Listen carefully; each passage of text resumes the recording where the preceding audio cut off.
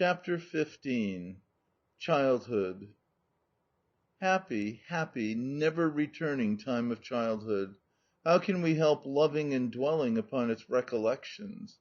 They cheer and elevate the soul, and become to one a source of higher joys.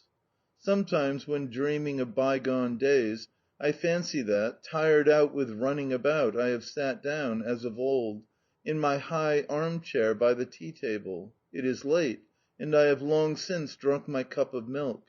My eyes are heavy with sleep as I sit there and listen.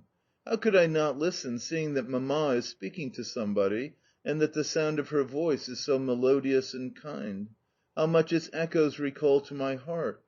With my eyes veiled with drowsiness, I gaze at her wistfully. Suddenly she seems to grow smaller and smaller, and her face vanishes to a point, yet I can still see it, can still see her as she looks at me and smiles. Somehow it pleases me to see her grown so small. I blink and blink, yet she looks no larger than a boy reflected in the pupil of an eye. Then I rouse myself, and the picture fades. Once more I half close my eyes, and cast about to try and recall the dream, but it has gone. I rise to my feet, only to fall back comfortably into the armchair.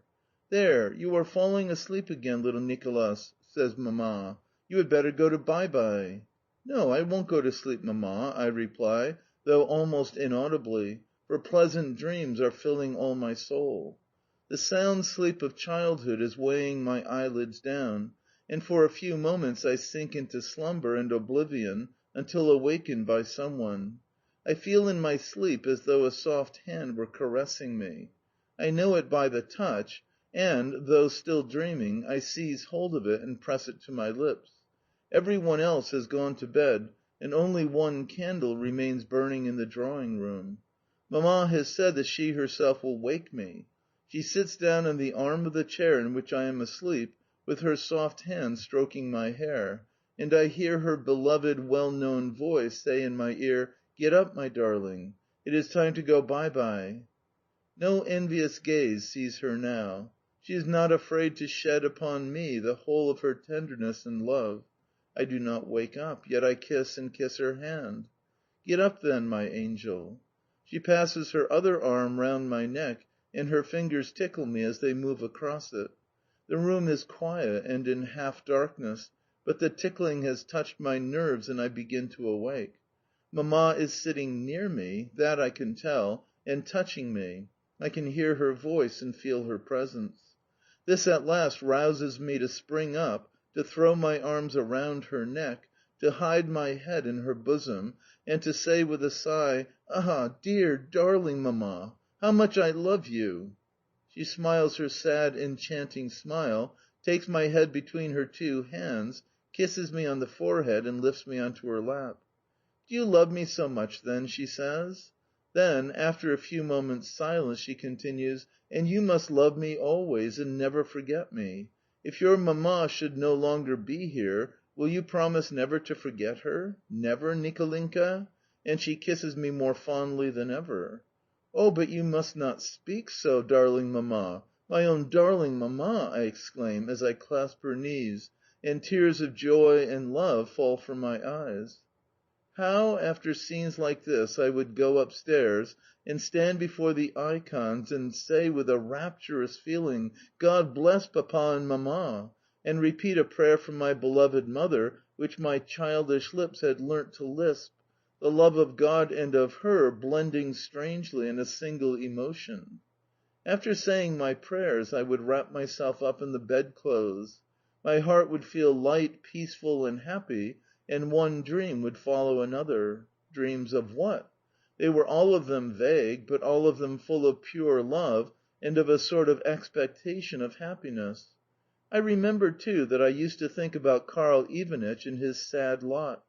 He was the only unhappy being whom I knew, and so sorry would I feel for him, and so much did I love him, that tears would fall from my eyes as I thought, "May God give him happiness, and enable me to help him and to lessen his sorrow." I could make any sacrifice for him. Usually, also, there would be some favourite toy, a china dog or hare, stuck into the bed corner behind the pillow, and it would please me to think how warm and comfortable and well cared for it was there. Also, I would pray God to make every one happy, so that every one might be contented, and also to send fine weather to morrow for our walk. Then I would turn myself over on to the other side, and thoughts and dreams would become jumbled and entangled together, until at last I slept soundly and peacefully, though with a face wet with tears. Do in after life the freshness and light heartedness, the craving for love and for strength of faith, ever return which we experienced in our childhood's years? What better time is there in our lives than when the two best of virtues, innocent gaiety and a boundless yearning for affection, are our sole objects of pursuit? Where now are our ardent prayers?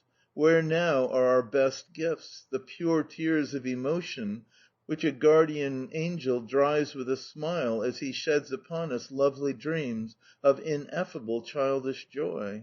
Can it be that life has left such heavy traces upon one's heart that those tears and ecstasies are forever vanished? Can it be that there remains to us only the recollection of them?